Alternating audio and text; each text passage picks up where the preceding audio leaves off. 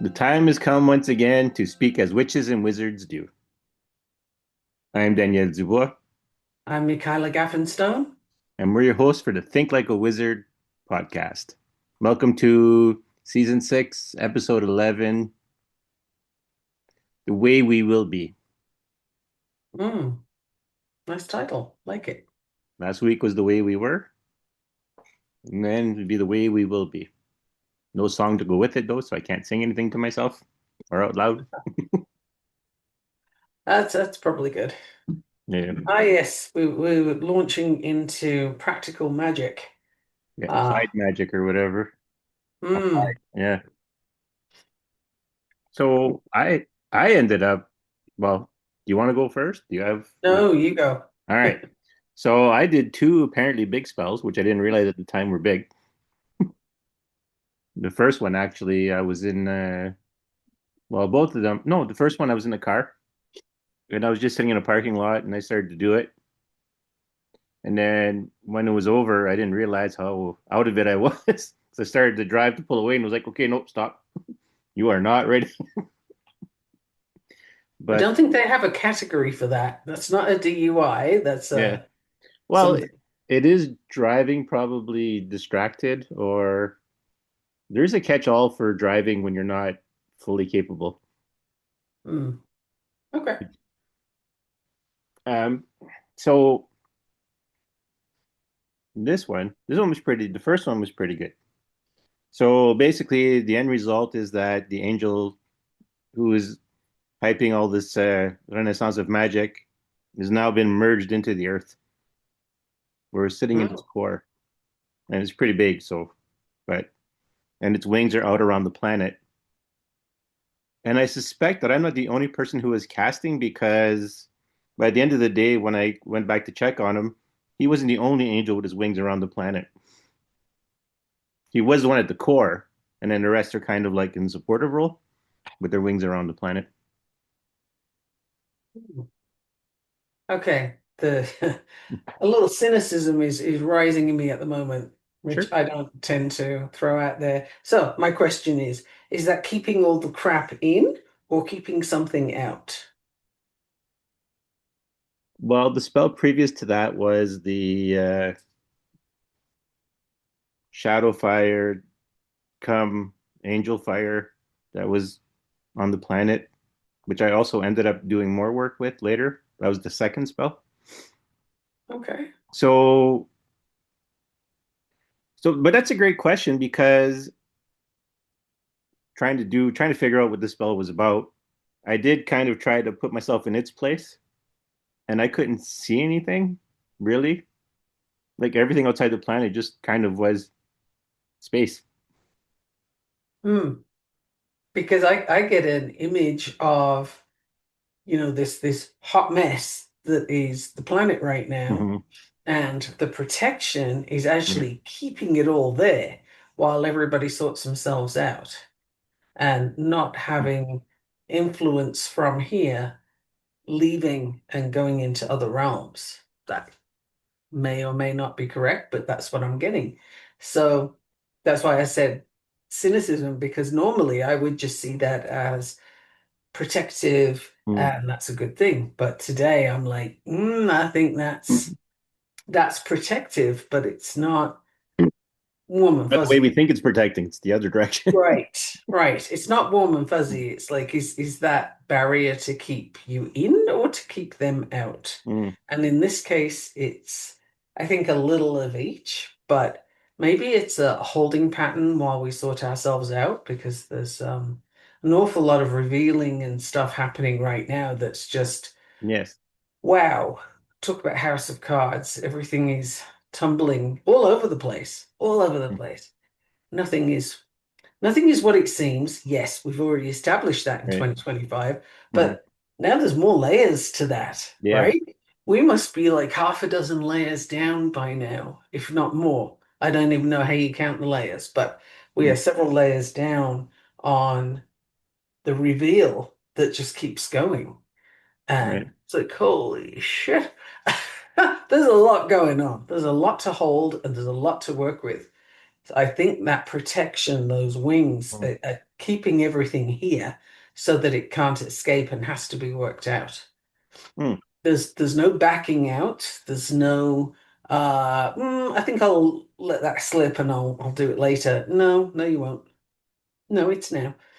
Yeah. Well, I can see that, right? Because all the spells I've been doing lately have been all awareness, communication, different perspectives, opening yourself up to receiving, but like not just like receiving gifts, but receiving like other people as in who they are and being able to receive that.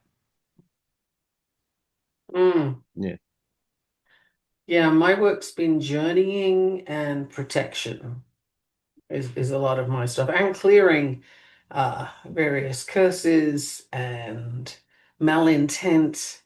Right. Because, of course, that's something I think everybody needs to be mindful of is we're stirring up a hornet's nest here, voluntarily or Mm. otherwise. It's a hot mess out there, and there's a lot going on. You don't stir up a hornet's nest without wearing a whole lot of, veils and guards to keep you Right. safe.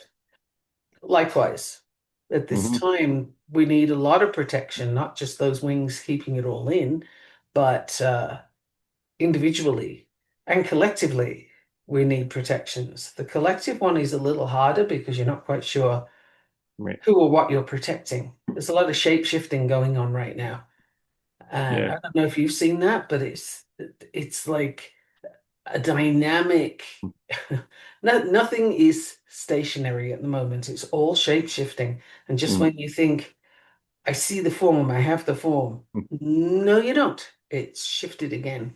And so we have to get comfortable with that, in that, able to be with it. Right. That's what I mean by comfortable. Not, oh, hey, this is cool, but just, okay, we're still doing this, are we? All right, I can hang here for a bit and just see what's next because you can't get a grasp of that form that keeps changing. And that's Right. what's happening right now. There's a lot of shape shifting going on. And I mean, I'd love to know if any of the listeners are finding this. Does it explain something Mm. that's been happening around you that you weren't sure of, and you kind of what does that mean, or why am I feeling that way? Consider, is it something to do with a form that won't be held in one shape? Mm. Does that resonate with you? It does with somebody. Yeah. Well, to kind of piggyback on that, I will say that since the whole idea of applied magic came to you, how I do magic has changed in a sense of more, like my skill levels have gone up. Hmm.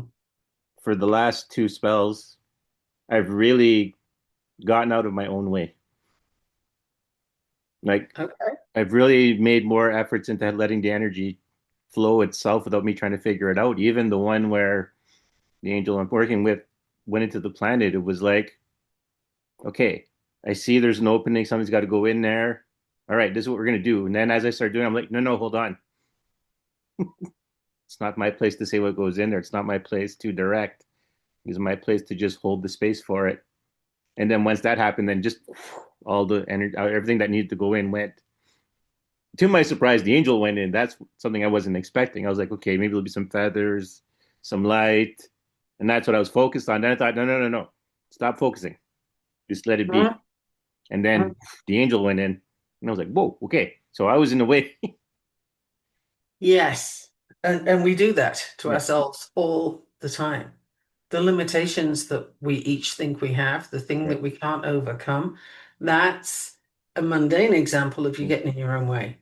Right. And we do that magically as well, because as soon as you have a set of expectations of how it's going to look or how it's going to feel, that puts a lid on it right there, and you cannot move past that lid until you get out of your own way. So that is next level. Like Yeah.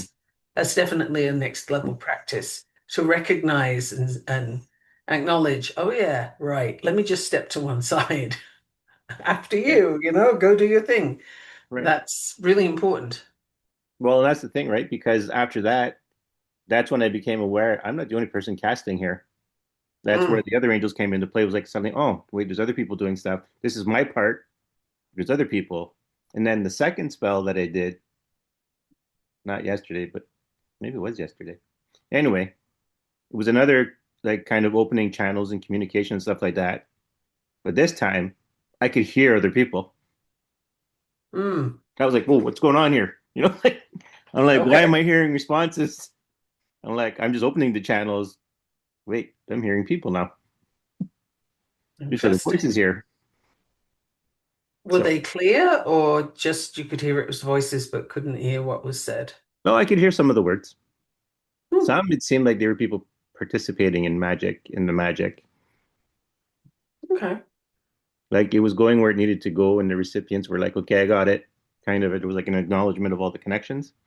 That's kind of different too. Yeah. Getting that experience is not commonplace. Mm, I believe. I mean, right. as far as my experience goes, that's not commonplace. Hmm. Interesting.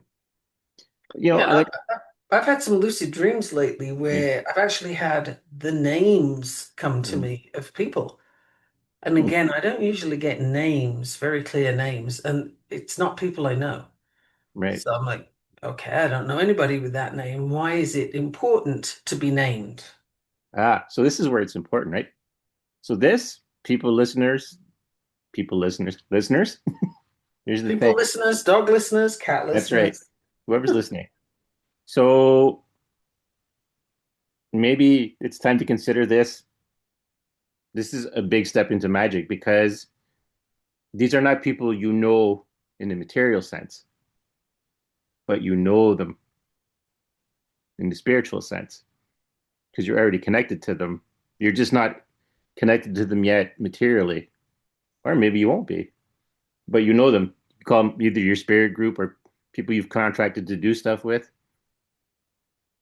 It's interesting though, because normally a name is such a significant Right. piece that you could do an awful lot without having a Mm-hmm. name. Mm-hmm. Um, so when you get given a name, it's something I think to pay attention to.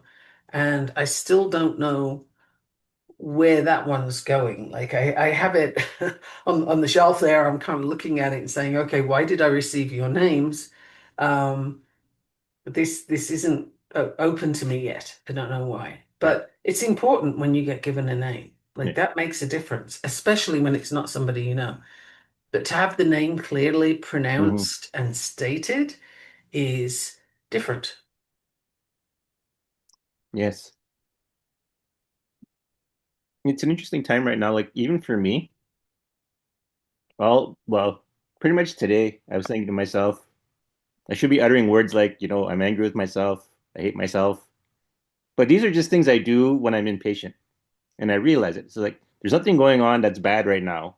There's just a lot of things happening and I have to sit here and wait for my turn to do when I'm needed to do something. And I'm just being impatient. But instead of all these curses on myself, it's just no, you just have to be patient. The only thing you're lacking right now is your patience. And that's even then I've already started I'm starting to embody that or not embody, absorb that lesson of well, Integrate. Integrate is a good word. yes, integrate that lesson of just when it's your turn, and you'll know when it's your turn, right? Hmm. I've already done that in my spell casting this week, knowing, okay, when it's your turn, it's your turn. When it's our turn, or whoever's turn it is. And funnily enough, in your human design, that is a feature that you need to develop patience. So that Hmm. shows up there. But this is another level. So Right. yeah. Well, because I'm asking myself the question, why am I impatient? I know all the old stories I've told myself and all the old stories I've received from other people. And that's also been a big part of my week. It's like but those don't mean anything here. Don't worry about those. Those are the past. They're gone. It's the way you will be. Mm, Title drop. yes. Actually, Yeah. speaking of people telling you Mm, things and like it being a little weird this mm, week, I've I've had four instances where I have had one way or another been told you're not comfortable around people, like your social skills are off. mm. And I'm like, okay, I haven't been told that before. Right. Yes, I do tend to be in my cave, but I can come out and Mm, be with people. I work with people all the time online, right? It's not the same as being in person, it's true. But it was just right. interesting to me to be told four different ways that there's I'm not present Mm, a functional way with other people in a group. Which is kind of yeah. interesting. Well, And and I that's started to, the reason that came up was because I right. started to make it mean things, right? Mm, And now I realize, no, I need to step back from that and just consider it openly. Like, what would that mean? I mean, have I lost all my social skills? mm. Could be, I suppose. Well, I mean, I can only give this from my perspective, and it's not about you specifically. It's just about the general vibe that I'm picking up. Because me too, I have like, in all honesty, I'm moving into the territory of zero patience with people. I still exhibit patience, but it's like I'm having less and less time for people's Bullshit. yeah, Now, come on, I've always been direct, so that yeah. is not And new for even me. even the stuff that people don't realize is bullshit, you know? Or Uh-huh. maybe they know but they don't know what else to do. Uh-huh. And I am having like zero patience. I'm like, the world is flowing right now. There's this whole flow happening. Why are you guys still over there? What are you doing? Come on, jump in the stream. Let's Yes. Yes. I was actually just in a container where a person was reviewing her experience and I had to leave. right. I couldn't sit with it because she was talking so verbosely. Like there was just so many words that didn't need to be said. And I found myself like, can we get to the point? No, Mm, I don't, I can't hold it. I can't hold this. I gotta get out. And I had to leave. So maybe there is a point to that whole social thing, right. but it's really I don't have space for that at the moment. If Right. somebody's Neither do gonna I. Right. buff and flaff Mm, and talk in circles and like not get anywhere, it's just no, can't do it. My head was complaining. Like my yeah. head was literally, Yeah. no, no, no, you can't get out of here. So maybe that's a new stage I'm in. Well, it could very well be. Like I said, I'm there too. Like I have my patience for that kind of stuff. Because it's like swimming upstream when you're supposed to be following the stream. Like to get where you Right, go, you have to follow the stream. But these people are making, but to deal with these people, you have to swim upstream, and the current is getting more powerful every day, and they're right. still requiring you to swim upstream.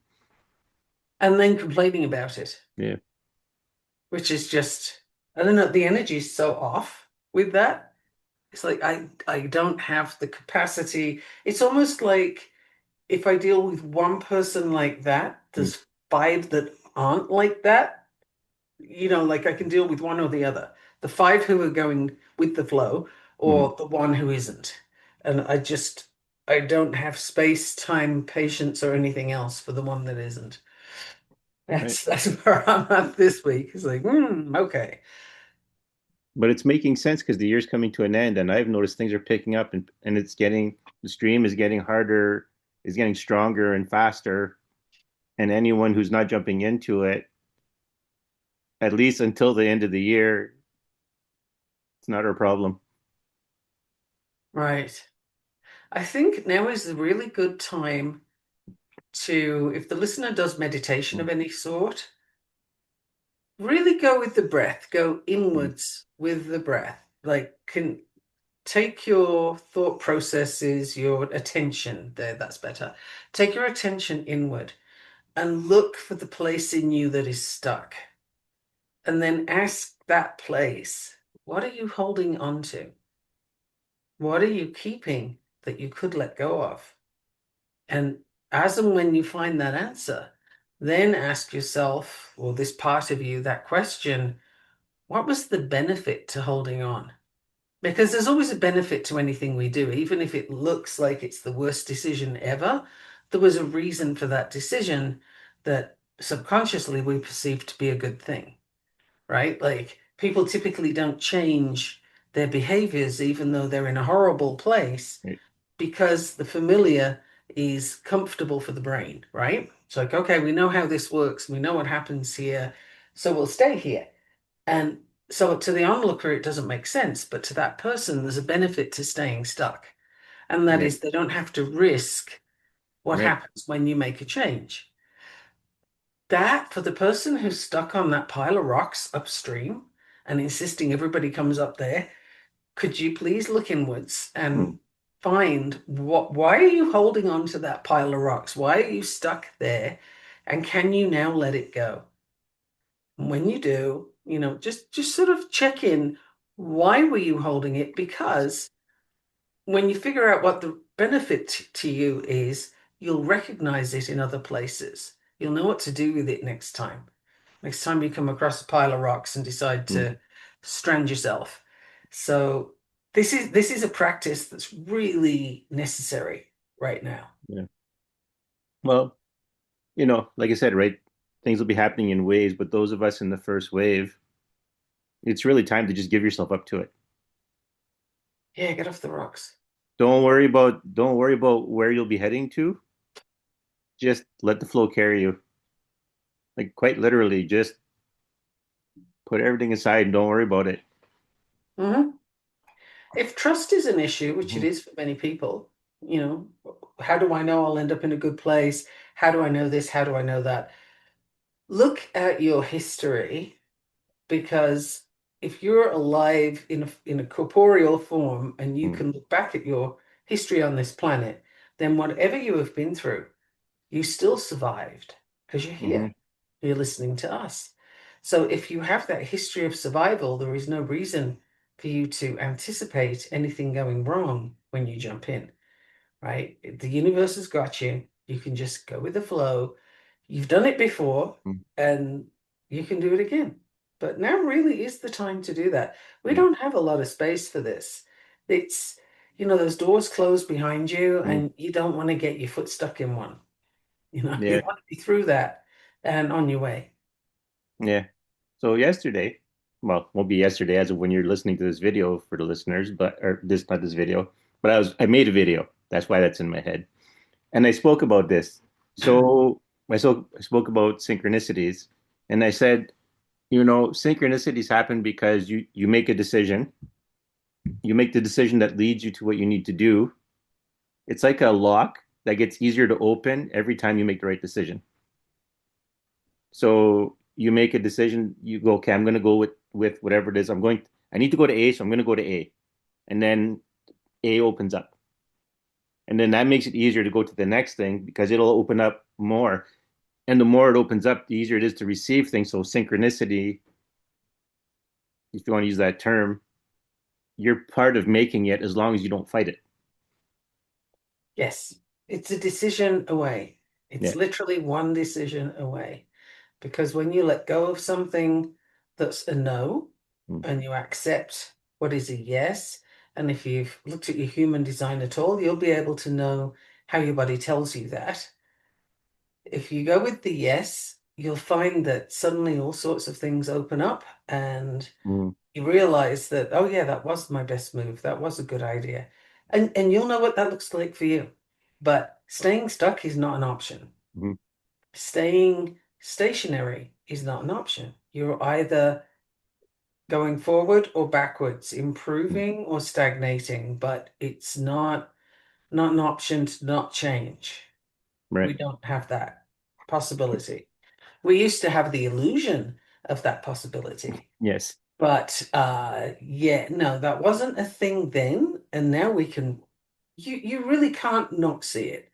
Like it's so Yeah. clear. Um Yeah. I mean, some people may try really hard not to see it, but honestly, you can't not see it. Even with your eyes closed, you can see when the sunlight's shining. You can't miss this. It's that kind of unavoidable, right? So just make that decision. How are you Yeah. jumping in? Yeah. Well, that's very much quite the thing. The visualization I'm getting, because I was thinking of like, you really have to learn to let go.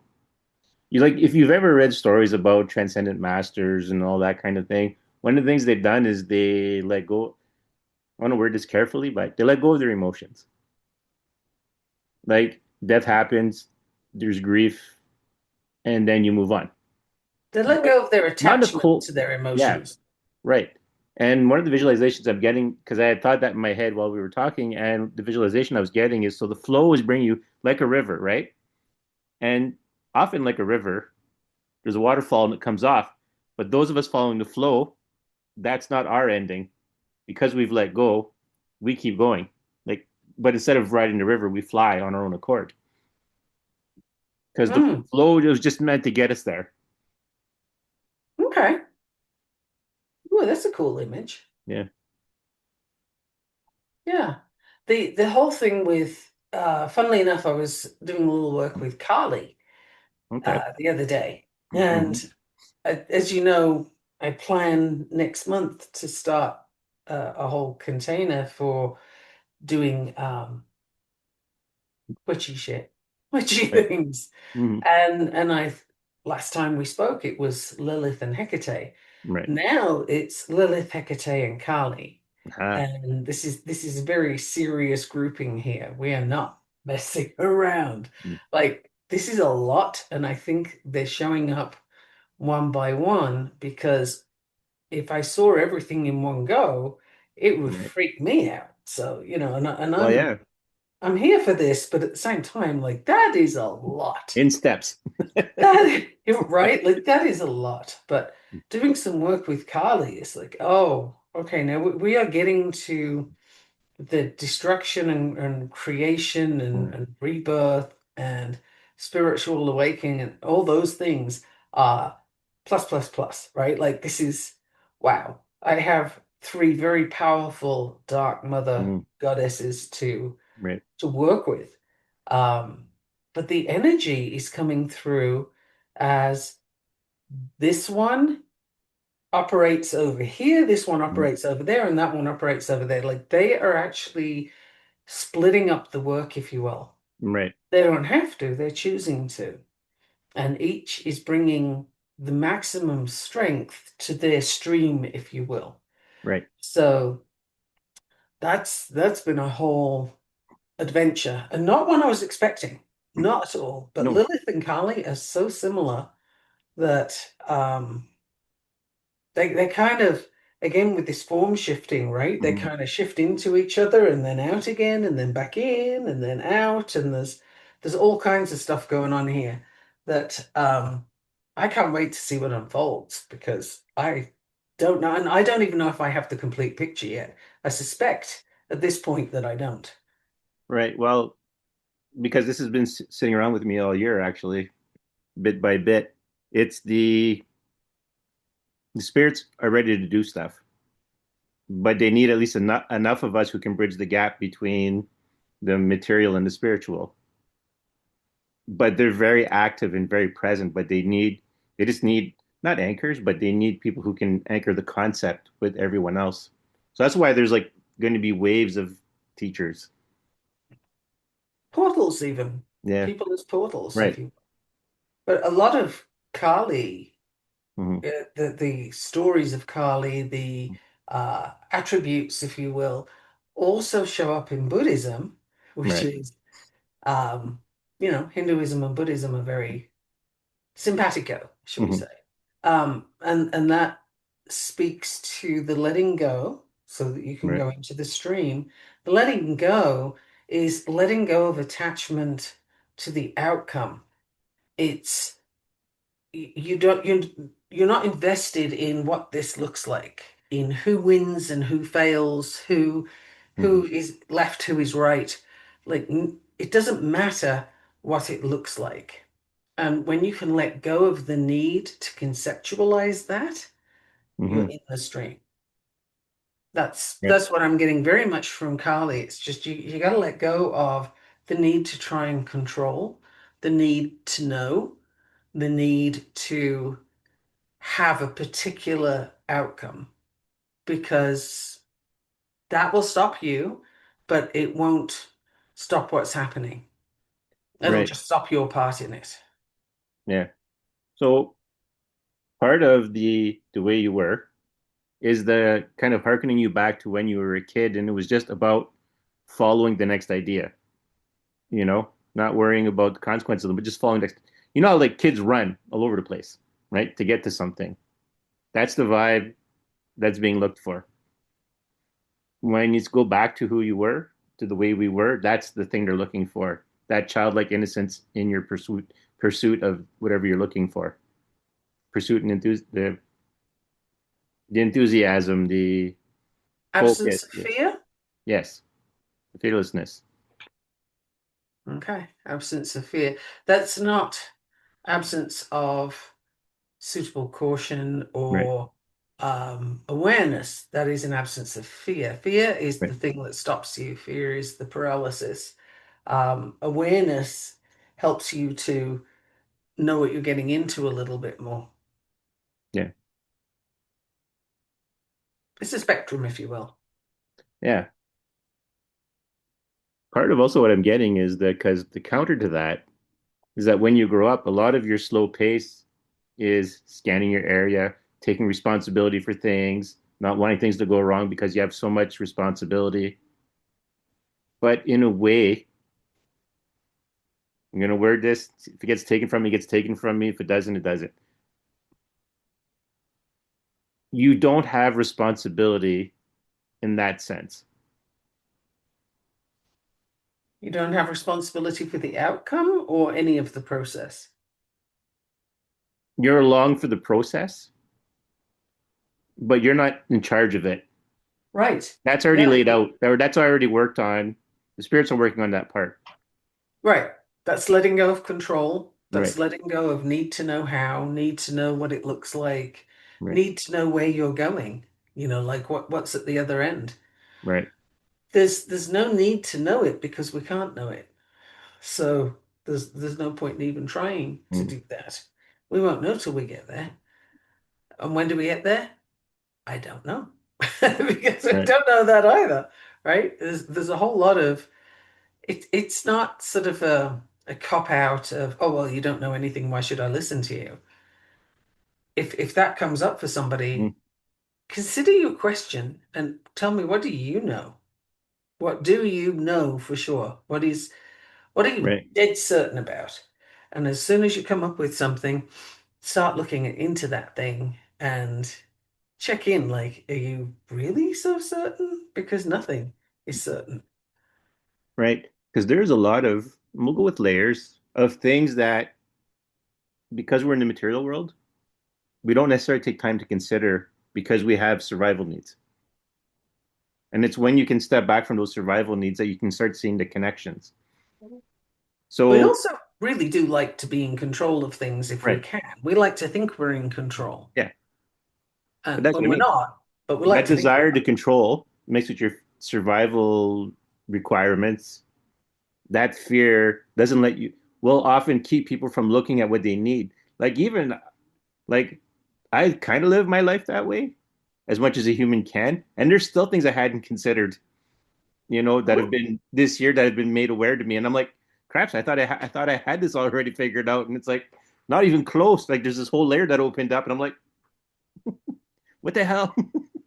That's and for the listener, Yeah. if you can embrace it when that happens, it'll be so much more fun Right. because I get stuff like that all the time. Just when I think, because consciously I'm thinking, okay, I know that I need not to be Mm. attached to this Right. outcome, and it doesn't have to look this way or that way. And you still, as a human being, will do an element of Right. that. So I really thought with the witch container Mm. that, Lilith and Hecate was it. And then I discovered, oh no, it really, really Mm. isn't. And, note to self, okay, right, that I thought I had it down and it's getting close to the time to start. And no, I don't. Hmm. So, okay, now what else don't I know? Now I'm kind of at that level of, all right, this is what I think is happening. This is what looks like it's happening. What's actually happening, I don't know. But I'll go with it. Whatever it is, it Right. will go that way. But Yeah. I was getting stuck in my own way with the Lilith and Hecate thing, thinking it was just them. I had originally started, it was just Lilith. And then I thought, oh, look at me being open. Here's Hecate. But then I closed, right? Hmm. And Carly kind of tapped on the door with a sword and said, excuse me. Yeah. No, you're not. Well, and that's it, right? And like in the end, we are mortals. We're very defined, and defined for specific tasks, right? We're here for a reason. So we don't have infinite potential because that would just get in the way of what we're doing. If you're always trying to figure things out, it's like no, no. Here's your focus. Here's what you're doing. Here's what you're here for. You have a X number. You have free will, but you'll notice that you're more attracted to certain things. Your biases will bring you certain places. So, and that prevents you from having the full picture a lot of times. And even when you think you have the full picture, you've probably still gotten in your own way somewhere. And you know what I just got from that was, Right. ah, yes, free will, the great illusion, Mm, because we think we have free will, but we absolutely don't. right. We are pre-programmed with, Yes. the lizard brain, right? There are, okay, I'm going to be afraid of this because that will keep me safe. I'm going to work this way because that will keep me safe.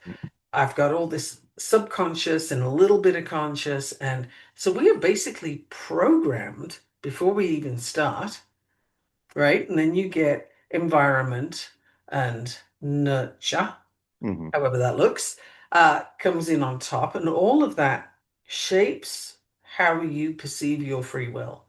So Right. technically, you may think you have free will, but that's a thing to examine and consider. What is free will actually?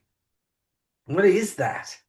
It's the opposite, you might say, is, well, everything's ordained, and so you got no choice anyway. Right.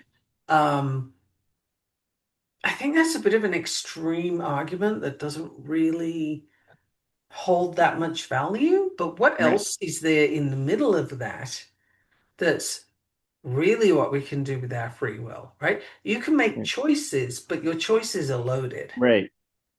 Well, that's what I was, because this is another instance of what words mean to everyone else versus after you've had your experiences, right? Because yeah, obviously there's things like that's why I threw in you'll have your biases and stuff like that that'll kind of focus you.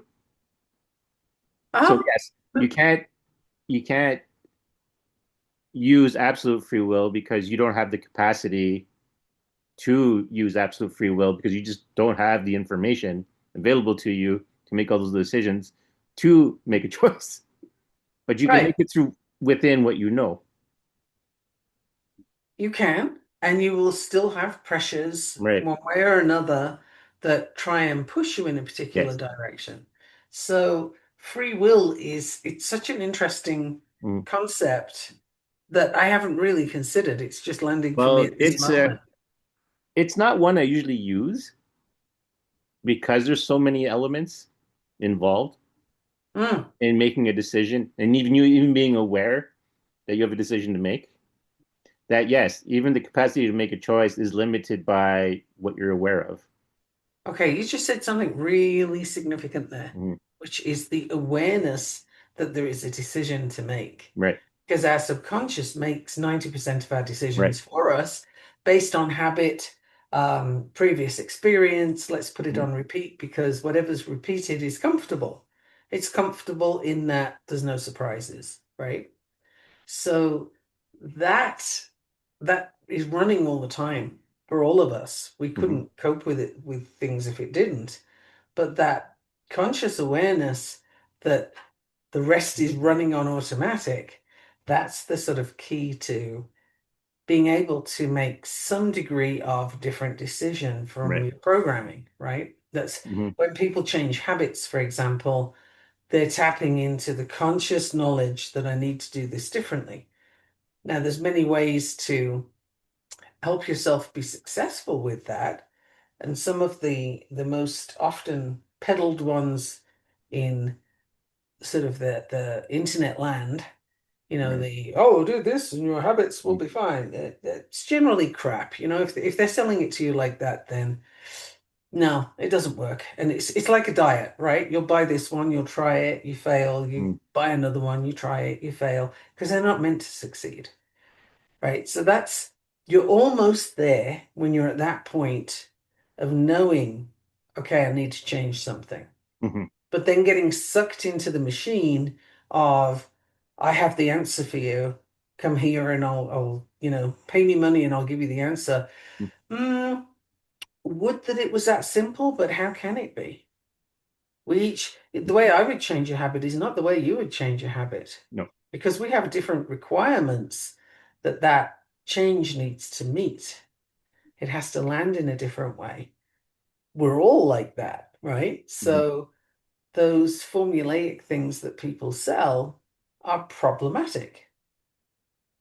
So, but you're almost there when that awareness comes up that, Mhm. oh, yeah, I need to change something so that I can make different decisions. Right. And that's the thing. So yeah, I I think that sentence is going to come up over and over again. I view the word this way, or I view the expression this way. So when I give it to you, yeah, it's time for a lot of questions to make sure your Yeah. communications are clear. Because, and I was thinking about this yesterday. There's how does that go? If you have a cup full of water, I know Bruce Lee used it at one point, but he didn't originate it. If you have a cup full of water, you can't put more water in. So you have to have an empty mind, right? So part of the idea is like, don't question everything, just pay attention and learn. But the thing is, it's not that you're asking questions is the problem. It's the why are you asking questions is the issue. Like, because you can ask for clarification, but there's reasons for asking questions that aren't necessary. Like we've discussed this before, asking a question so that you don't have to act, you know? Yes. Yes. Well, the procrastination type Right. thing, right? Like, let me just stall. Hmm. Here, I'll ask you this question, and like that gets me some time, buys me time, right? Buys me some space. Right.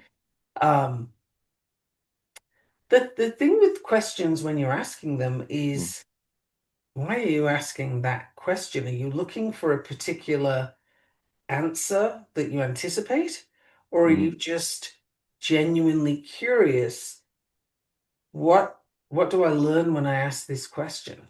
Like Right. there's different levels of inquiry and some are more honest than others, right? If you Hmm. ask a question to manipulate the answer, that's probably the lowest level and it's kind of a politician and journalist level, right? Right. They manipulate and play games all the time. That's how they roll. That's what they do. Right. And you know, So you can ask okay, questions, but but it's it's a to very get low you. level. Yeah. So questions should be to get you where you need to go, not to halt you or to halt the process or to buy you time. It should be to focus you and get you where you need to be, not And avoid. given that we put things in different ways sometimes, Yeah. I'm going to take the same thing you just said Hmm. and say it as the question opens you to the possibilities of what there Right. could be. Right. Whereas if you're asking the kind of question that I said politicians and Mm. journalists ask, you are trying to lock down a particular answer so that Right. it is no longer questioned. And that is from a fear base, and that has no place in what we're talking about. That will not get you anywhere further ahead. It just entrenches you further in what you're in now. And if what you were in now was so great, you wouldn't need to entrench yourself, would you? Right. So, this is one of those times where, as we've said many times over all the seasons and episodes, Mm. consider why you're asking, consider your motivation and what you're actually looking for. Do you want to be opened up to possibilities, to different Right. things that it could be, without necessarily needing to know which path it is or which one it is, but just that it's there. Right. We're saying the same thing in two different ways a lot today, so Right. that's kind of interesting. It's a dual path in the same Yeah. direction, and so this is landing for different people, I would say. Hmm. Was good because while we're discussing this, I can feel like we'll call it flow, we'll call it dragon fire, divine wind, like you name it. I'm feeling it as we hit on this and we get deeper into it. I could just feel the flow getting steadier and stronger, and not insistent, more available. More available, more present in your awareness, anyway. Yeah.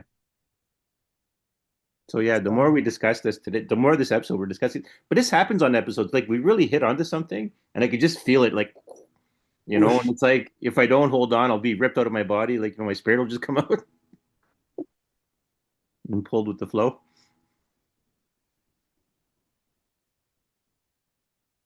So yeah, so this is a good episode to really lock into. Lock into in a way that Yeah.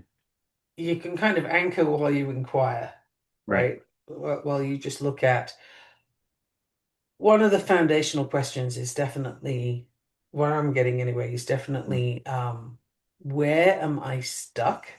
What am I holding on to? Mm-hmm. And why? What's the benefit to holding on to that thing?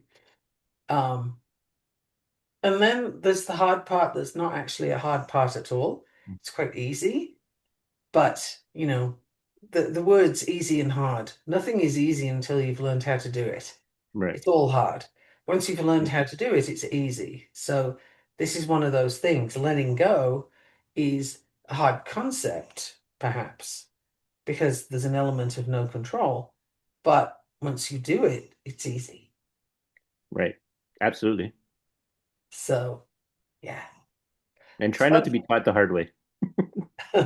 Yeah, don't make it harder than it has to be. Like, you know, that's something that's very cultural Mm. in many places, not just the West. I was going to say the West, and then I edited myself before it came out my mouth. But let me focus on the US for a second because it is a massive problem here. This idea of struggle, everything must be hard, everything must be a Right. struggle, and if it's easy, then it's not worth anything. You got to disabuse yourself of this notion. Like, this is absolute crap. It is put there to keep you in place. It's encouraged so that people don't look up. They don't Right. expect more. They don't anticipate more. There's a Grateful Dead song that Mm. basically says, "Look, son, you're not going to get anywhere because there's nowhere much to get to." I can't Mm. remember which song it was, but any Grateful Dead fans do let me Right. know. Um, but basically, this is about a kid growing up in small town America, and his dad saying, "Well, you're not going to get very far because there's nowhere to go." Mm. That's the perception that Right. people who have access to power would like the majority to have, so that they're not troublesome, right? You'll toe the line if you don't think there's anywhere else to go. So that becomes a running thread, if you will, even in the most enlightened psyches. Like you're moving yourself away from that, but it kind of comes with you if you're not careful. So it's a thread to look for and really examine, where did that come from? Whose is it? And can they take it back now? Because it's not helping. It ties Right. you down. I don't know if you've seen that meme where there's a horse tethered to a plastic chair, and it's a really lightweight plastic chair. But basically, the horse is standing still because it knows it's tethered to something. Right. But the horse could very easily run off and take the chair with it. Like, the chair is nothing, but it's the horse's perception that the chair is something. Yeah. That's what keeps it in place. So that is what is happening with this whole culture of you've got to struggle. It has to be hard. It's not for you, it's for somebody else.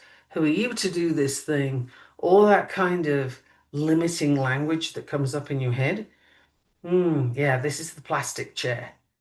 You Right. don't have to stay tethered to that sucker. You can just run off. Don't worry about it. It'll come undone and fall on the floor anyway. Yeah. The sentence that comes to mind for me is, "Who are you not to be big?" Also true. Yeah.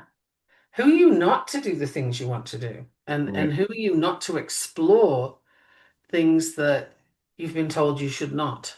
You know, in this patriarchal society, we are very much kept in line with fear, right? Oh, well, if you do bad things, God will see what you're doing. You know, like if you're off doing something in your bedroom that the I was going to say the priest wouldn't approve of, but we know that's not true. Um, so if you're Don't off do as doing I do as something I say. Yeah. right, if you're off doing something that you're told is a sin, okay, let's go with that. Then you don't want to do that because this benevolent God who's going to smite you down, kind of thing, is watching you. It's a little freaky, right? That is a very Yeah. big brother freaky concept. But when you get given this information over and over again from little, you kind of believe it, and it's your plastic chair. It keeps you tethered. Right. It's nonsense. It doesn't stand up to any kind of scrutiny whatsoever, which is why the people in power will tell you, well, you have to have faith. Right. Okay. Um, that's the ultimate because I said so. Yeah. That's the religious version of the parental because I said so. It means there is no answer for this, and I can't even vaguely justify it. Right.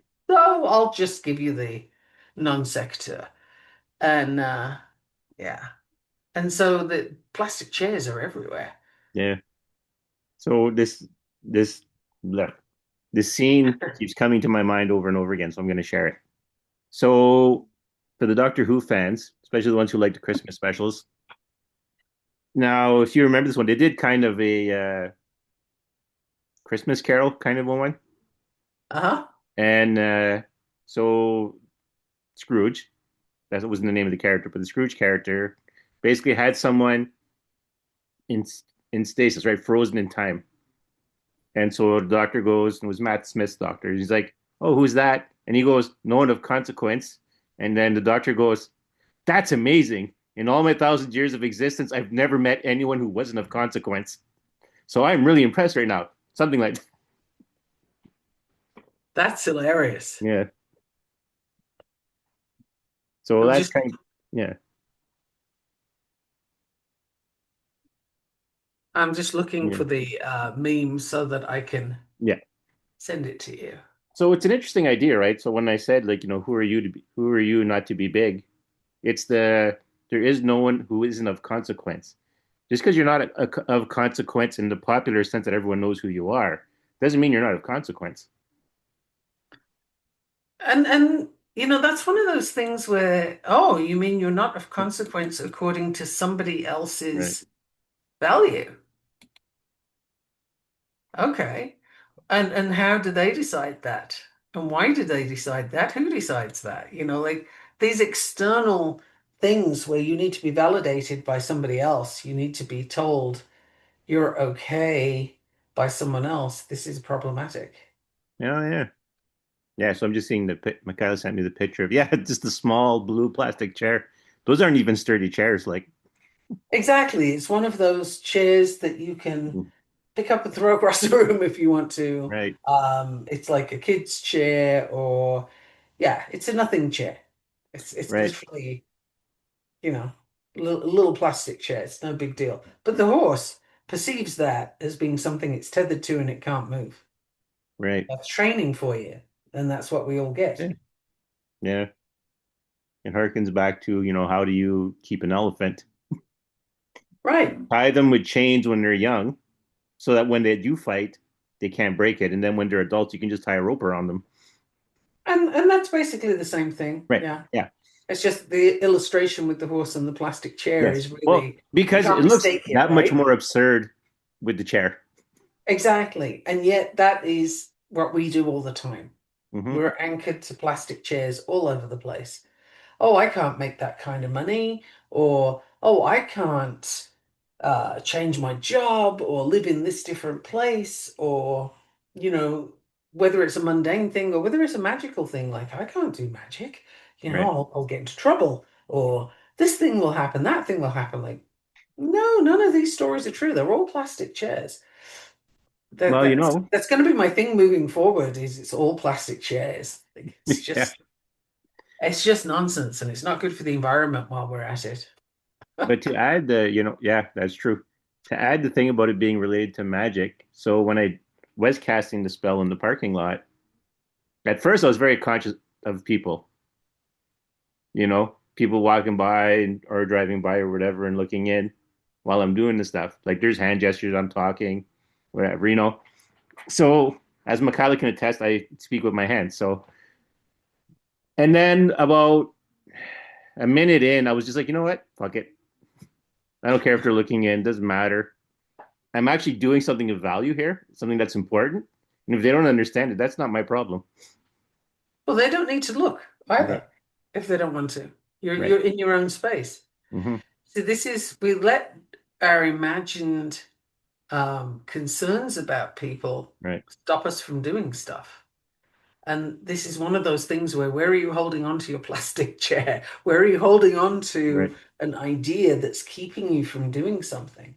So for the practitioner or the would-be practitioner Mm. who would like to do something, um, along the lines of what you do, Danielle, or Mm. along the lines of what I do. We go in the same direction pretty much, but we do things slightly differently. And there's other paths as well. There's other ways to do it.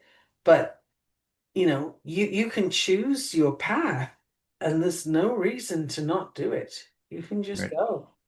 Plastic chair will fall down and stay Mm. behind you, you know. There's no reason for you not to. Right. So that's a big piece that seems to be coming up today is, figure out what it is you're holding on to that you really don't need. Yes. It is a big one right now, actually, because that's been part of my week, and it's been part of the last several months for me is just these limiting stories. Like, just get rid of them. You don't need them. In fact, what just came to me now was Mm. I'd mentioned to you before the podcast that there was someone, I will Mm. not mention whom, but there was someone who had definitely had a curse placed on them, Mm. and it was having some pretty significant repercussions. And so we got rid of that curse, we dispelled it, and Mm. it's now gone. But that person, until I stepped in, thought that this is just the way it was going to be Mm. and was definitely tied to that plastic chair of this is my new Mm. reality, this is my experience. And no, it does not have to be that way. We can lift that curse and not have it impact your life in this way. So, where are you accepting something as this is just the way it is, when actually that's just a crock of bull, right? You don't have to accept it. Who around you? There is somebody around you. There's someone within your reach, put it that way, that can help. And Mm. I don't even know how it could be. Like what was coming to me just then was could just be talking to someone would illuminate a thing, but I don't know. That's not very clear to me. It's your path. Um, Mm. but yeah, you don't, where are you putting up with something, assuming that this is the way it is? Yeah. Don't limit yourself when there's no limit outside of you to limit you. That was clumsy, but But I mean, just recognizing mm. that the thing you think is just your lot in life. Like I've come across people who say, oh, I never catch a break. This thing happens, that thing happens. And it's like, do you want to catch a break? Like, do you want to Yeah. do something differently? Or is this story really solid for you? Do you want to hang on to that story? And until the person can step out of it or accept that there's something else possible, that's number one step. Right. Um, there's nothing you can do. If I'm doing coaching, I will look for those signs in someone. Like, are you really married to your story? Are you stuck with this is the way it is? Because if you are, I have some resources for you to check out, but I am absolutely not going to coach you because there's no point, right? You can't do Right. anything. It's like trying to do magic with a person who thinks it's sinful. You can't do it. Yeah. You can't do it. They won't let you. So it's frustrating for everybody. Yeah. Kind of makes you want to pick up the plastic chair and smack them around the head with it. Yeah. Back to that impatience thing. Mm. Well, it's a big one. Like I am like I really am losing my patience for it, in all honesty. But I keep telling myself it's because people don't understand yet, so just cut them a break. But doesn't mean you have to sit down and stay stuck with them. Just don't write them off or think ill of them because they're stuck where they are. Well, that Grace? I also don't is know. attached. Mm, That's also a form of attachment if you do mm, that, right? Which is why I typically, if I've been talking to someone and they're mm, exploring the idea of coaching, if I can see, if I can hear, and I can mm, feel that this person is not somebody that's going to do right. things differently, I will have resources that I can give them Mm-hmm. so that they're not leaving empty-handed. They're not leaving, oh no, this person Mm, said they couldn't coach me. Instead, I'll just let them know, hey, I think you need to work on a few things before hmm. you look at coaching. Yeah. Here you go. And then I send them off with something, and when they go, I don't think about them anymore. Right. They're out of my environment Yes. because that person is not here for what I'm doing. And so there's no ill will or Right. anything else. It's just they are not in my environment Mhm. anymore. They came, they saw it didn't work. Bye bye. And that's fine. That's letting go of what came into your environment but didn't need to Mhm. stay. Right. And that's where we are right now. Yeah. So recognizing though that it's Mm, okay to let go. You yeah. don't have to say yes. You don't have to do the thing, particularly if it's not there to be done, right? If Right. Well, because if you're really feeling the flow right now, go with the flow. Take the flow. Take quite that bad literally, offer. Yeah. quite literally go with the flow, man. Yeah. Because I was going to say it again. Who are you to not be big? Who are you to hold back progress? Who are you to, you know, just because you may not think you're awesome or special or whatever, there's clearly something that thinks you are and it's calling to you and it needs you to respond. Well, we're all here at a very Yeah. particular time. Right. This is unprecedented in history. Yeah. And there's been cycles throughout history, yes, but Mhm. we're coming to a point here. So I would argue that everybody that's here has a role, has a Mhm. place, has a reason for being here, Right. by which definition nobody would be insignificant, whatever their role is. Right. So really, it's kind of important to figure out, do you want to just sit this one out and make like you don't have a purpose? Or do you want to jump in and figure out what it is? Because everybody has one. And Right. when I talk about purpose, here's the thing, you have a personal purpose. Mm. In human design, you find that with the incarnation cross, but you have a personal purpose and you have a greater purpose. And sometimes they don't look quite the same, and sometimes they're exactly in sync. Depends on the individual.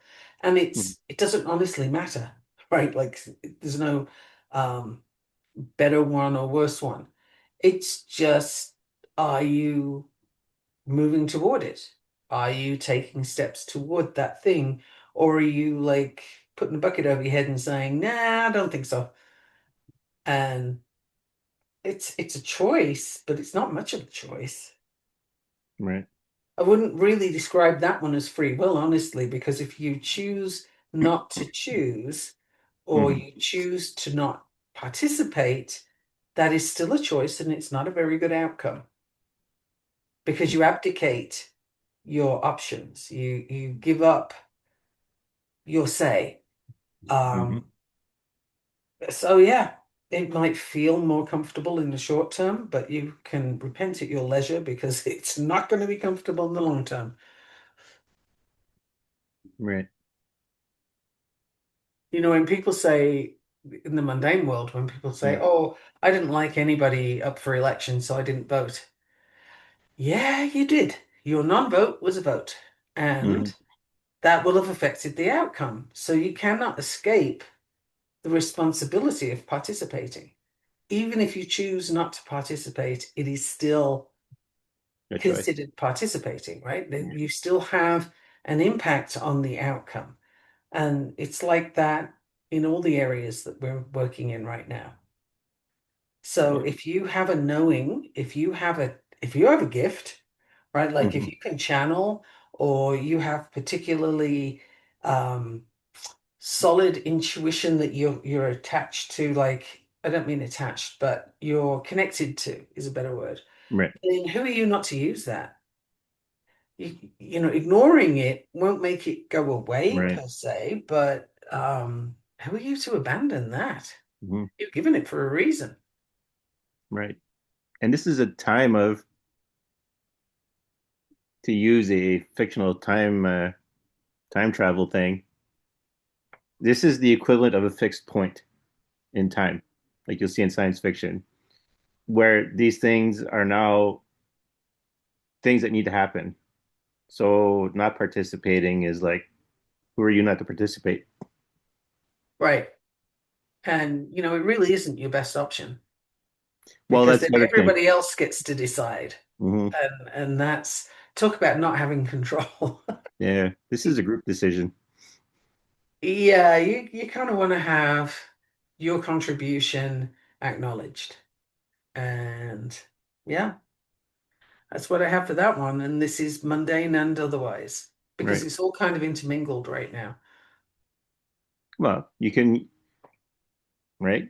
You can go with the flow and have a smooth ride, or you can be buffered, battered, abraded by trying to go against the flow or fighting it. And telling yourself that that's the comfortable way, that's the easy Right. way. You know, um, to illustrate it another way, relationships. Sometimes you'll find, in fact, you probably know someone who has had repeatedly awful relationships, right? Mm-hmm. And you look at them and wonder, well, why are you going out with the same person in a different body? Like, what the hell? Why are you repeating this cycle? Abused women will do this, for example, where Right. the next guy also is abusive, and the next guy is also abusive. And it's just like, how did you do that? How do you manage to find these people? Yeah. Yeah. Well, there is a thing here. I can actually explain that one. Again with human design, but also science, right? We have an aura, magnetic field. You can see it in science. It's been scanned. You can see that we have these Mm-hmm. things. If you're one of those people who touches a car and gets zapped because Mm-hmm. of your static electricity, come on, we have these things, right? Mm-hmm. So your aura, your magnetic field, recognizes certain things in other people's magnetic fields. And whatever the body, the brain recognizes, it considers good because it's familiar. Literally, it's familiar, therefore good. So when you come across someone who has familiar traits, you are attracted to them, even though those familiar traits are signs of abuse, for example, signs of short temper, signs of whatever it is that you keep putting on repeat where that person's going to treat you badly, you are attracted to that person because of the familiarity. And you can pick them out in a crowd. Mm-hmm. Like that is unfailing. We all do it. Everybody has that. So now that you know that, you can actually look out for it when you feel so in the example of relationships, if you feel drawn to someone, and you don't have a very good history, right? Mm. Then you can look at, okay, what is it about this person that interests me?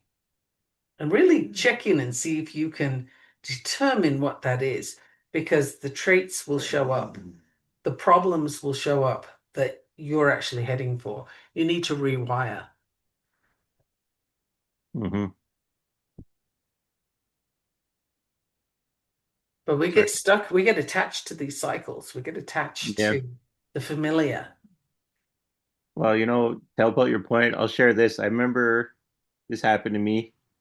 Someone was telling a story. It was a woman, and I was like, and I had that rush for a moment, and I was like, oh, I recognize that darkness. It Uh-huh. was familiar, and it felt good, and I was like, oh yeah. And then like, yeah, no, I'm not doing that though. Right. Yeah. And that is, we will recognize the familiar. Hmm. Also, when you see a photograph of someone and it reminds you of a person you know, Right. you are more inclined to think well of that person in the photograph, even though you've never met them, because they look like somebody you know. The brain says, oh, yeah, familiar, that must be Mm. good. We do Yeah. this all the time. So for the listener, something should be landing by now that you recognize, and just consider where else is that showing up. Yeah. I don't think I'm trying to think if I mentioned this on the podcast, but it brings me back to probably two things here. This brings me back to when what we were talking about Charlie Kirk, about people in grouping with him. Right.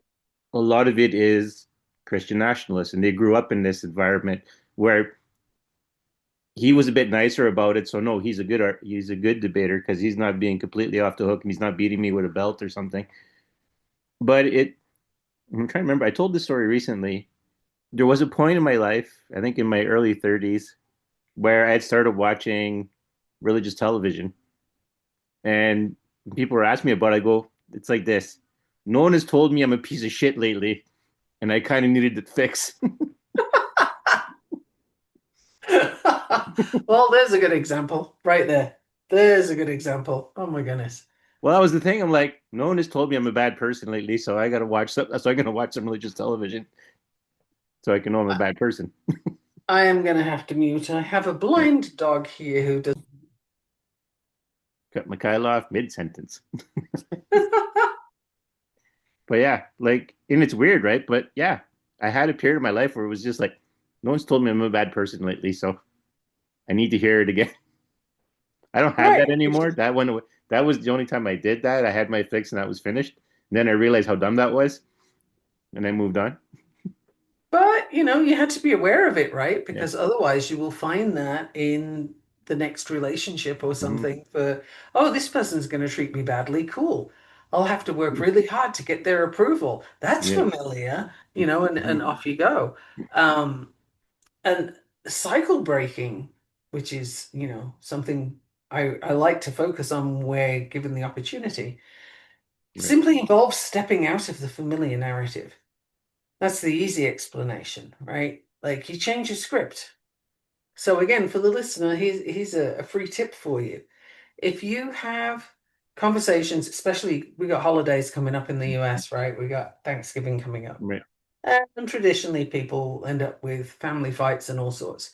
So here's the thing. If you're already having the conversation with that person and you know which one it is, and they said this, and then you said that, and then they said, and there was a fight, and there was arguments. The simple way to step out of that is change what you say. Right. Bring something different to the table because then they cannot respond in the same way as usual because you just changed the narrative. Yep. And it takes a little practice. So I suggest you start now before Thanksgiving arrives, if Hmm. you're in the US, and practice that. Like, what would you like to say instead that would completely throw them out of the loop? If grandma's saying, "Oh, you never eat my food and you always, always and nevers are really good," then you could change something in your response. If you get defensive normally, show up appreciative instead and say, "Oh, Right. you know what? I love that you make that for me, but I think." I should remember to tell you that it upsets my stomach, or whatever it is Right. you want to do. But you say something else other than the thing you normally say, Yeah. and it'll shift the dynamic. Like that is, it's literally, we get so ingrained in things. That is a cycle right there that you can change. Yeah. It's actually fun to do too. It's fun to Oh, it watch is. It's someone great. be Like thrown off like that. when you can do it Yeah. intentionally, it is so much fun because you just see the other person kind of gobble at you a bit like a turkey. They're kind of like, what, what? That's not what you're supposed to say. Like sometimes they'll even articulate that and say, Yeah. no, that's not right. Because they're so in the narrative, they are also having this conversation in their head before you get there. If this is something you run every time you see them, then yeah, you're both primed and ready for your roles, right? But what happens if you change yours Yeah. dramatically? The other person is left not knowing what to say next, and they kind of, by and large, will calm right down because they're trying to figure out what the next move is. You just took Yeah. it away from them. For a while, what I used to do if I was discussing with someone and they made a point that I agreed with, even though we were like in an exchange, I would Mhm. say, you know what? I agree. Okay, I'm done. And then they're still all charged up and ready to go. And I'm like, nah, I'm done. I agreed with you. You're good. You won. Interesting. Yeah. Yes. But that is a very useful tactic Yeah. to end an argument, Hmm. right? If you can find something to agree with the person on. And again, if you can be bothered to have the argument, honestly, Right. like I just my lack of patience at the moment is Mm. such that I wouldn't even get into the argument in the first place because Right. I just don't care. Like if you want to be right, go for it. Whatevs. I don't have a damn thing to prove. And if you're determined to find me wrong, you will anyway. So Right. don't argue, right? It doesn't actually improve your position anywhere if you win your argument. Right. It makes me think of, 'cause I think this has become a meme at this point, where someone will ask someone like, how do you, how do you deal with stupid people? And the person will say, well, I just agree with them, And Right. then the person goes, well, that's dumb. And he goes, I You're agree. right. You're right. I agree. And that's, yeah, it is a meme, but Yeah. actually, as many memes are, it's got a good point, right? Yeah. Yeah. Usually the person doesn't realize it when when it's done too, which is funny. Right. But it is actually, just for the sake of your own amusement, just changing the script and watching everyone try to, reorganize themselves because they still want to fight is hilarious. Utterly fascinating. When people get into their roles and you can see them gearing up, that is the perfect time to start flipping scripts left and right. And to hide your glee, Mm. you might want to just step outside for a minute or two and do a little jig, and then you can come back Yeah, in again. But because it does feel that exhilarating when you can change the narrative and right, just not have that endless fight. So many people have right, fights, and it's why? The thing that they did to you was probably 20, 30, 40 years ago, right, and you're still holding on to it. They're still defending themselves, or vice versa. And none of that matters. None of that makes a difference. In right. fact, true story, I Hmm. have a client who the other day said to me that I was trying to get her to find something happy to do, something that would cheer her Right. up because she's really not got any light in her day. And I was looking for some light. And she looked at me like I'd lost the plot and said, I can't do anything that makes me happy. He doesn't want me to be happy, pointing to Mm. the partner who was, not present at the time. And Yeah. I'm I kind of sat with that for a moment because I was like, okay, so I will continue to hold the hot Mm. coal and burn my hand because the other person prefers me to do that. Like, can you see how many layers of fucked up that is? Yeah. That is Yeah. epically messed up. Mm. But what I understood was underneath all of that is the concern that, well, if I appear to be happy, nobody will take my misery seriously, Right. right? It will invalidate the experience that I'm in. So I have to make sure that I fully stay in it. And Right. that is somebody, now I just said it was a client, but this is not in my coaching. This is in a different place. Right. Um, where my choice is a little different there. I don't get to pick them so Mm. much. But that person is an example of plastic chair, big time. Like Yeah. there's just like a little cotton thread tied to that one. Doesn't need Yeah. to be more. How can I be happy when that person doesn't want me to be? Yeah. Wow. Wow. And I assure you, nobody's happy. In that current moment, like nobody's doing okay there. So isn't it interesting that a person can be so bought into the narrative that they will live that way by choice, Right. right? It is actually a choice not to do anything to improve things. Hmm. Yeah. Also, I was Not gonna as add. uncommon as you might hope. Right. Yeah. Yeah.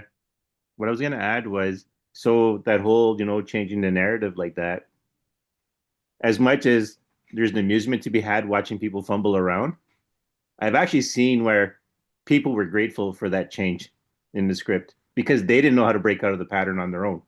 And when someone else did it, 100%. yeah. 100%. I didn't, I can see that it may Yeah. have sounded like it was just, piss the other person off kind of deal. Well, because Um, I know how I presented it. So, no, and there is like an aspect of that, right? In that when you are able to alter something so that you had previously thought was so stuck that you right. can alter it, that is kind of Hmm. euphoria producing, right? But at the same time, exactly, you make a really good point that the other person or people Right. are often just thrilled to be able to put the whole thing down Hmm. and not keep going on and on with the same wretched narrative. We get stuck in this. And shame and blame, which typically Hmm. lives in that space. Right. If you look at the emotional frequencies and the vibration frequencies, Hmm. that's right at the bottom. Those are the lowest. And when your vibration is that low, what you're attracting to yourself, what you're bringing into your environment is also that low. So, you will literally, that's what you will get more of because you're calling it to you. Speaking of memes again, there's one where there's two people sitting on a train. One is they're sitting either side of the train. One is looking out over this gorgeous sunny view and it's all pretty and everything, and that person looks happy. The other one is looking at this miserable brick wall that's right by the side of the train window and looking miserable. Yeah. The options are there for both of them. It's just one is looking out over the beautiful view and the other one is choosing to look at the brick wall. Yep. It's an option, it's a choice, right? That could be changed. It doesn't have to be that way. So that actually speaks to what we were saying earlier. Where are you holding on to something that you really don't Yes. have to hold on to? That plastic chair can go, man. You don't need to have it. It's kind of old and ratty by now anyway. You Yeah. can let it go. And I'm really hoping some people listening to this are getting some breakthroughs Mm. today and have some things to go off and play with because that will open Right. up your frequency, it will open up your ability to really start, if you want to work with magic, if you want to play in our field kind of thing, then that will open up more to you because you're getting rid of some of the crap that's holding you down. Right. I'm gonna throw one That more can meme only in. be a good thing. Right. I'm gonna throw one more meme in. I've seen it presented in a variety of ways, but it's usually one person is like holding a jar or something, and it says happiness on it. And then the Hmm. other person comes up to them and goes, "I've been looking for that.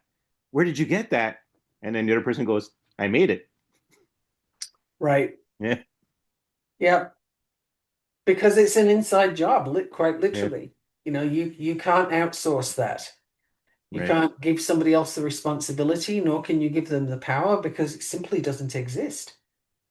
You Yeah. can't do that, Keep right? it So your just own. think of that for a Mhm. moment, right? Like if happiness is something that you can't sort of delegate, right? Somebody else to produce that for Mhm. you or somebody else to create that for you, then what are you experiencing when another person validates you?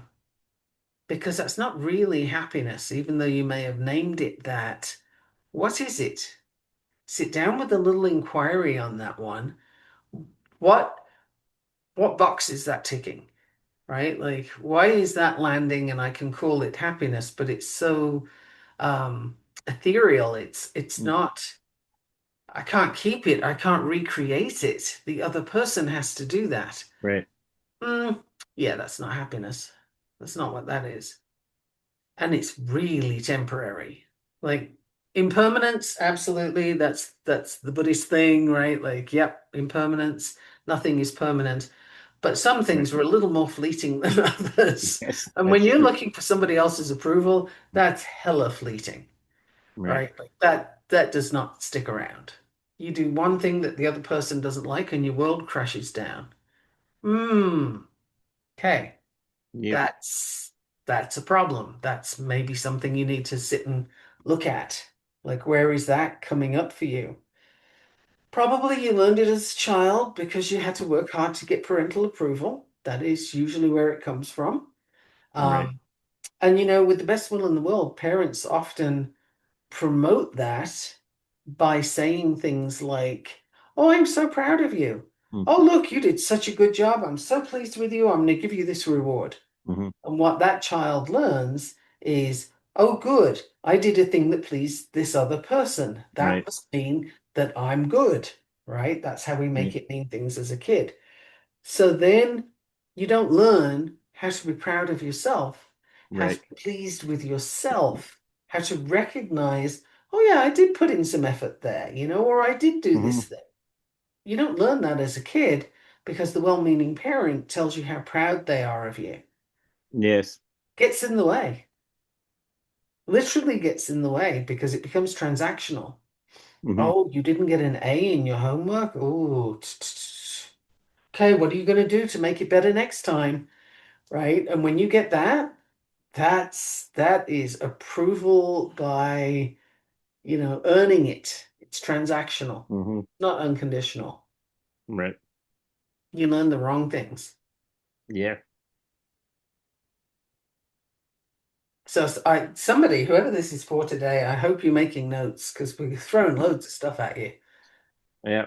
Or just listen to it again, whatever you prefer. What is the easier way? If they have the time. Yeah. Yeah. Yeah. I think that's it for now. Yep, that's where I'm at too. All right. Well, last week, the way we were, this week, the way we're going to be. The way we'll, the way we'll, yeah. Future you. That. And remember that now is the time. For those of you who really feel the push right now, the call had the flow pulling at them, just go. Just let it take Yeah, you. you don't need to tick any more boxes or Right. have any more first I'll do this, then I'll do Right. that. First then is a great ABA tool to work with little kids to get them to do Mhm. stuff they don't want to do, Right. but it is not for adults making life-changing decisions. Right. Now is the time. Right. So for those of you who are really feeling the pull, just let it go. Go with it. Let it go because it's just gonna hurt if you don't. I Yeah, don't stub know your the toe best on something. motivational speech there, but no, it's your time. It's your time. Go with it. Yeah, It's don't wait for any more clues. right. You're good. You got them. The path is there. I've cast a bazillion spells now at this point to put paths out. Dragons have been running left and right and upside down to make paths. All kinds of spirits have. So you're good. Just go. Just go. Yep. All right. And once again, I'm Daniel Dubois. I'm Michaela Gaffinstone. Until next time. Until next time.